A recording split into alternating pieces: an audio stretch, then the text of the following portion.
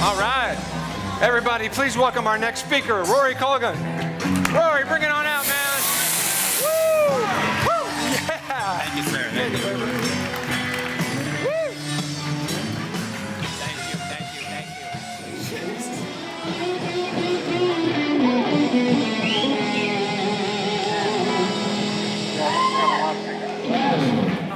Woo! You guys rock. Thank you. Thank you. Welcome, everybody. I hope you have braved the hard, bitter cold to be here to receive something of great worth. Yes? Awesome. Gotta love Indianapolis. Okay. I'm not from Indianapolis, You'll but need you to know what go I was thinking switch your- when I was coming to this particular venue? I was asking myself, what's my opener gonna be? Because I wanna talk in such a way that it immediately inspires you, it immediately catches your attention. And then we had these technical difficulties, and I thought, how perfect. This is the place for all of us to practice compassion. So what are we practicing compassion with? How do we practice compassion? These are some of the keys that will actually help us be more compassionate. So my speech tonight is called The 4 Pillars of Compassion. Now, what I was experiencing earlier today was not compassion. I work at Traders Point Organic Creamery, and I was having a lot of difficulty getting a piece of equipment off of a tractor and onto another tractor. And I could tell you, as I'm getting really frustrated with this particular piece of equipment, the thought that goes in my mind is, and I'm speaking on compassion tonight, maybe I should be compassionate with myself, like Kathy was talking about earlier. Maybe I should forgive myself. So, my quick story of compassion. It happens to start as a writer. My good friend Justin said, "You're the most compassionate person I know." And I was like, really? I rarely, if ever, use the word compassion. And I realized upon reflection that he was right. The books that I started writing in 2007 are all about me placing myself in somebody else's position. What I'm doing is wanting to see the world through their eyes. That is compassion with feeling, to see it from somebody else's perspective. So I helped children as a Montessori teacher. I helped these children enjoy life. But then, as I'm reading stories to them, I'm thinking to myself, these are horrible messages to be conveying to children that are so young, that are just sponges, and they'll soak up anything and everything. So that was my first book, The Golden Gem. It was a story dedicated to what a human being can be, if intentionally thought of, from the very moment of inception. And we like to think of those moments, don't we? But a child like that, growing up with love and compassion, with gratitude, that's what's going to help all of our spirits strengthen and grow. So I was blessed not only with wonderful parents, but I was also blessed with a wonderful organization that taught me how to be compassionate. In 2012, when I graduated, I thought to myself, okay, how do I recreate that compassionate atmosphere? I don't have decades and decades of experience. I have the drive and the ambition of an individual wanting to make a change. So what did I come up with? Well, I reflected upon what I had received. The greatest teachings have been passed down for thousands and thousands of years. So what you're going to see tonight is nothing new. And it's nothing I created. It's within us. These qualities, these characteristics are things that every individual can practice and become. And what's amazing about these qualities and characteristics is that it's 24/7. There's never a time in your life where you'll finally reach that summit and you'll be like, oh, I got this. Or if you do, you won't do it with an attitude. You'll be completely awake. You'll be a Buddha. You'll be enlightened. And I strive for that. But as I was banging on that tractor today, I could tell you I'm not there. So let's jump right in. The 4 pillars of compassion. The first one, very simple, tolerance. Now I want you in your mind to think of a single conflict, like a war, that actually still had tolerance. Can you think of any conflict? From medieval, primitive, when we were throwing stones at each other, all the way up to these state-of-the-art wars that we're fighting these days. Can you think of any war where the people on both sides are practicing tolerance? So you see, the very absence of this quality breeds our destruction.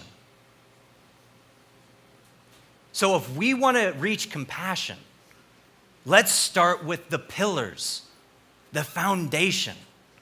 And I can tell you, tolerance is the first productive place of compassion. Because I can tell you from firsthand experience, and you could tell me a firsthand experience, of when you're not in the mood to be compassionate. So, if you can't reach that summit of compassion, start with tolerance. So what is tolerance? I like to think of tolerance as at least not wanting to kill.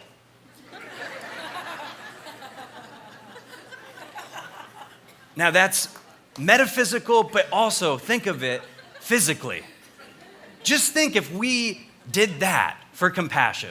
I'm not going to kill you. I was doing some statistical research for this because I thought I was going to open up with statistics. And I realized that there are 53 million people that die every year. I forget the website, but it's the first thing on Google. So 53 million people. So then I got a little curious and I was like, okay, so how many of these people die in conflict? Well, it's about 1%. So 53,000 people die from wars. Now they have what's called major wars, and then they have wars, and then they have conflicts. And a major war is where there are 10,000 casualties plus a year. So I think there are only 3 wars like that currently: Syria, Afghanistan, and Iraq. That the total fatalities have amounted to more than 10,000.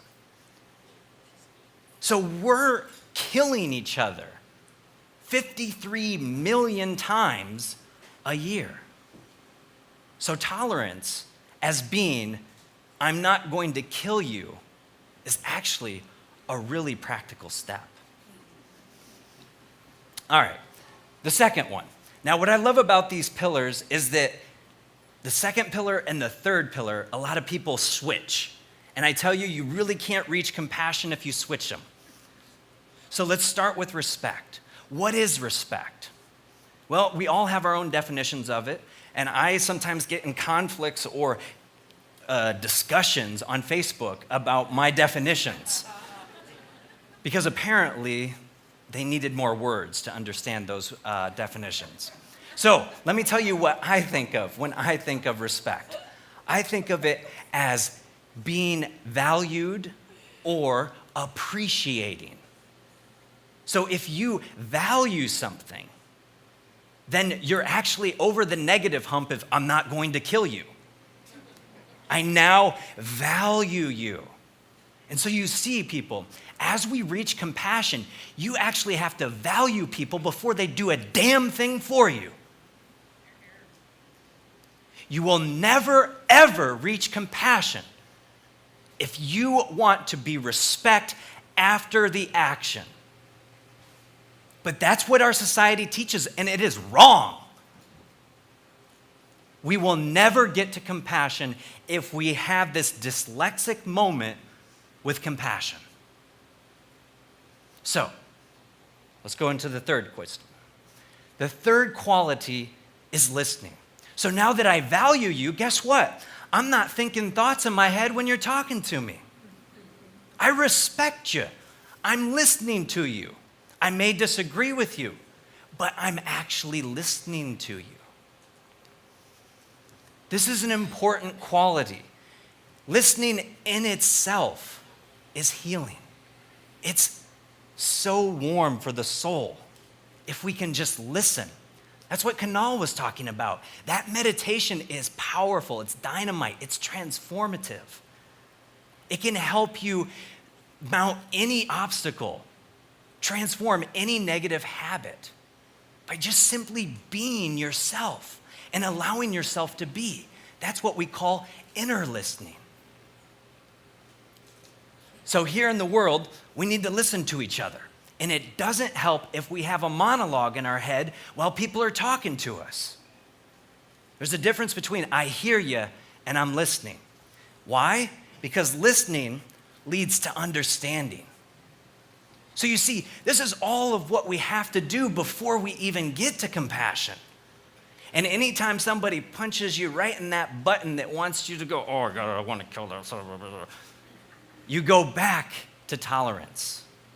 I accept that you exist. I accept that you exist. Now let me value you so I can listen to you and maybe understand why you're trying to kill me, or whatever the case is. So understanding is the point in which we can take that next leap. And that's when we finally reach compassion. When we have compassion, we have an opportunity to be our real selves. Because being compassionate is a powerful place to be. And our real selves are powerful. If you are lacking power, then you're not connected with your real self. If you're only selfishly engaged with, well, what are they going to do for me? Then you don't have the connection to yourself, because yourself has everything that you would ever want. As a metaphysician, I study multiple religions, and probably the one that's the most significant in this moment in time that I'm going to tell you is the Dhammapada. It's a Buddhist text, and in this particular text, it says the taste of the Dharma is worth 100 years of almsgiving or charity. That's a simple taste. A moment in time is just as significant as 100 years of going and feeding the homeless, serving those that need your help. That's the power of your real self. You are powerful. And this small group right here can change the world. As Margaret Mead says, it is always a small group that changes the world. So I would just like to remind you that if you can't be compassionate, if you can't be in that powerful state that just makes you stand up so straight that you know you're a child of the divine, then start with tolerance. Tolerate your coworkers. Tolerate the people that you just don't like. And then eventually, maybe you'll learn to respect them, understand them, and then finally, give compassion to them. Thank you so much. Wow. Thank you, Rory. Oh my gosh. Yeah. The 4 pillars, man. That's fantastic. Thank you. So everybody, give it another round of applause for Rory. And you'll get to see these videos on YouTube in about a month. So Awesome. thank you, man. Thank you.